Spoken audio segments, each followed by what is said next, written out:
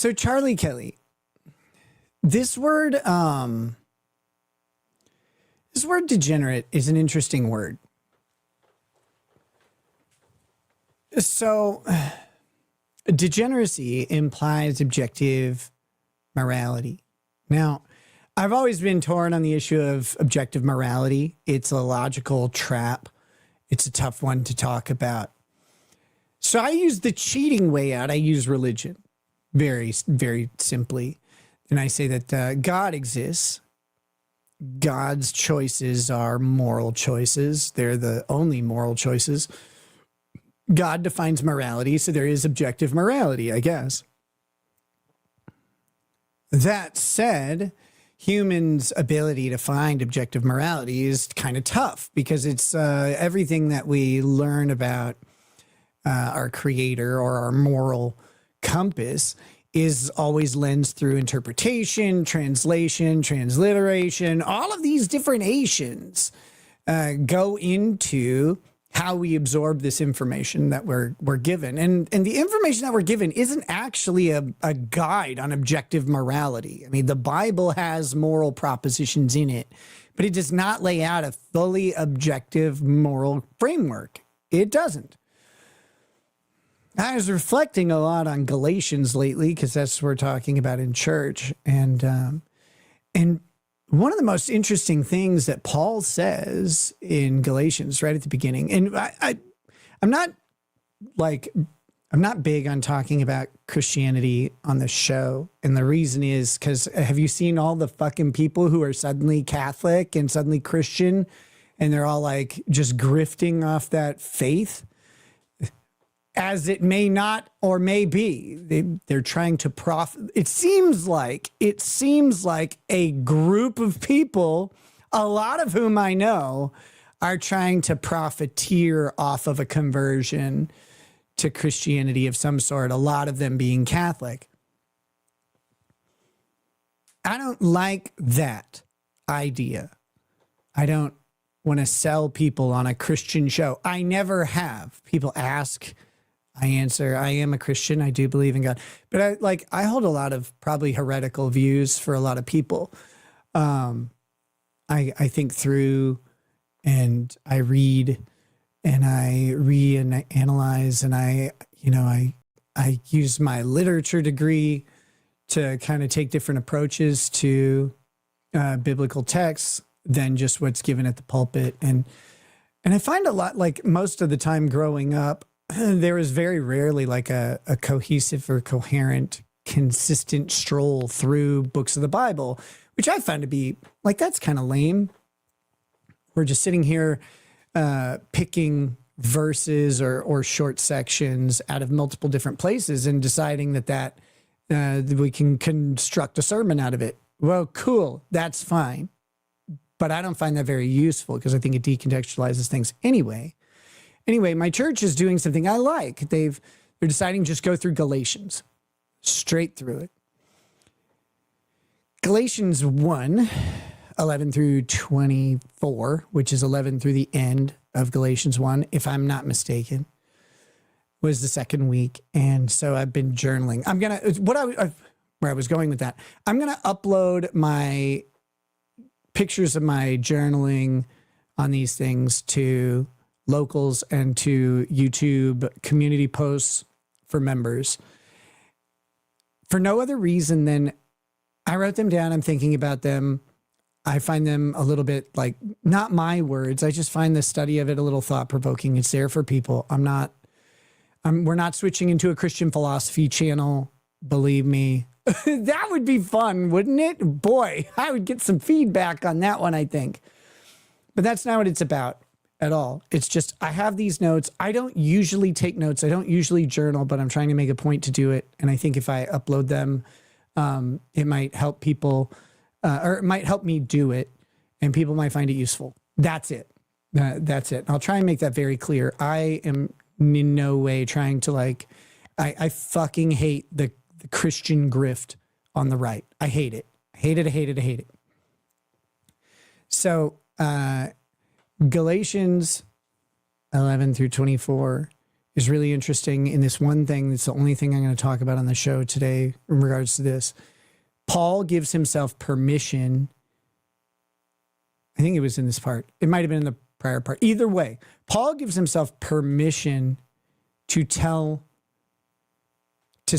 preach of a gospel that no one's heard before. Paul is a little bit at odds with Peter and James. Peter and James actually walked with Christ. Paul didn't. Paul's revelation was on the road to Damascus, and he had the gospel revealed to him divinely. He was not a witness like the other apostles. It was revealed divinely to him. So Paul's words, which we use a lot of, all those fucking letters, makes up a lot of the New Testament. Paul's words are actually like he references scripture, etc., but his is revealed to him. It's given to him divinely. And as Christians, we believe it. And we believe that those words are divinely inspired and passed on. But what he does is amazing when you think about it. He gives himself license to make up what we end up basing most of the Christian faith on. I mean, you have the Gospels, of course, but Paul calls his own words a gospel that was divinely revealed. This is nuts. If anybody else in history did this, we wouldn't buy it. We wouldn't believe them. And so the fact that Paul's revealed gospel has become the basis of so much Christian faith is kind of crazy when you think about it. Because it's not directly the words of Jesus Christ. It's not directly Torah. And it's not directly the prophets. It references a lot of those things. He's good at that. He makes lawyer-like arguments and citations, but it's not there. I'm trying to figure out why I started talking about Galatians. I mean, it's just on my mind lately. It's on my mind lately because I see a lot of people talking about Christianity, talking about faith. Oh, it was the question of morality. Is there an objective morality? I mean, how are we supposed to have an objective morality if Paul's version of morality is revealed divinely to him on the road to Damascus and it's different from Peter and James, right? Like, how do we do that? How do we decide what is objectively correct? We have to do our best and we get grace. Like, that's the whole message of Christ. You get a lot of grace on how you do it. But anyway, if you're worried about like your heroes and your streamers because they make some different decisions than you, understand that everybody has a different view of morality. There are no two people who have the exact same moral compass. By grace alone, we are allowed to have a morality full of failures. By grace alone, we can technically be amoral, according to Paul, anyway. We can have no morality. We can have no morality, but we're saved anyway. So this all just brings me back, reels things in. If you're expecting morality from leadership, you haven't been paying attention. There has been no point in history where any leadership, anyone with access to power, money, fame, any of those things, have remained mostly moral. In fact, most of the most moral organizations involved in that end up becoming the most monstrous.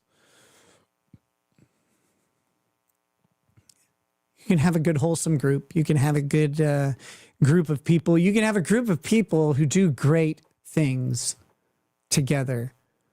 Moral failure is the excuse of those who would tear down good things. Moral failure is the hammer upon which people who don't hold the same moral position use to break down their enemies rather than build anything good. I wouldn't worry about it so much. Try and laugh, have fun. There are still a lot of good people. A lot of good people in all sorts of places, both like leadership-wise or just amongst the masses. And those good people still do good things, even when they also do some bad things. And it's okay. It's okay. We've made it a long time with moral failure existing, and we're going to make it a lot longer too. So don't be discouraged, man. Don't lose your fun. Don't lose your ability to laugh at things.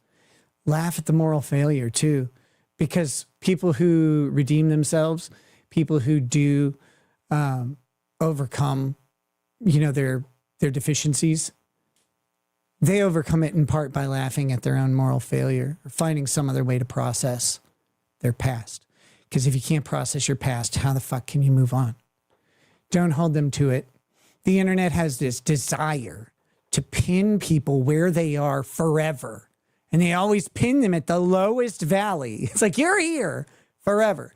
And some people succumb to that. Some people become that. Some people absorb that lowness and remain low. You know these people. You see them. You can see them on YouTube squealing away or whatever it may be, right? Like people who are absolute, they've embraced the trash.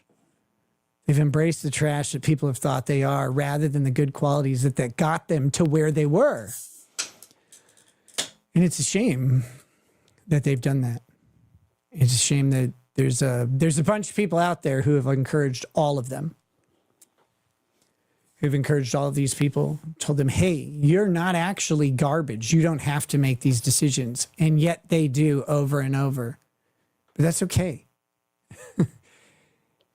Not everybody falls into that. Not everybody is pinned at their lowest point. But you got to let people, like, if you don't want them to be low, if you want them to be, I wouldn't say elevated, but if you want them to be in a leadership position, if you want them to affect change, if you want them to be able to teach or discover or whatever it is that you want from them, you got to let them out. You got to let them out of that trench when they try and climb up. And part of that is just laughing and processing what you've done. Sometimes you fuck up pretty bad. Take it from me. I've seen it happen to other people.